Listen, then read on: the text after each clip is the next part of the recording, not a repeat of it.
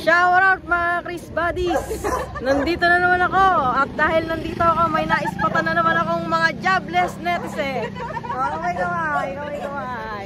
Kaway kaway guys, kaway kaway. Kaway kaway.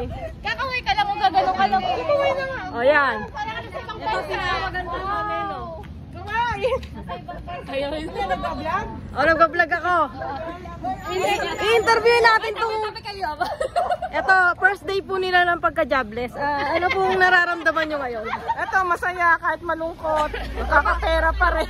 Paano yung masaya na malungkot? Eh, di magkakapera tayo. Ano ngayon ang plano mo sa buhay? Wala, tutunganga. Tunganga ka lang. Pag mga ano po talaga, ha? Pag mga madam po talaga, natunganga na lang po after na mawalan ng trabaho. So ayun, may natutunan na naman po tayo ngayon at sana po na-inspire po kayo kay Madam Alice. Okay, kawayan. Yan ang unang araw po nila ng pagka-jobless. Kaya yan na po sila. Yan. Kung saan po sila nagpupunta ngayon. Picture taking pa. Yan, so Ayaw mag-graduate ako nito. Tago mo sa likod.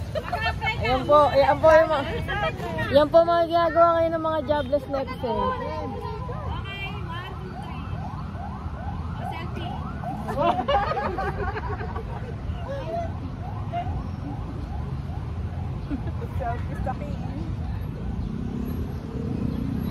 Oh, kaway-kaway ulit sa pag natin. Kaway-kaway.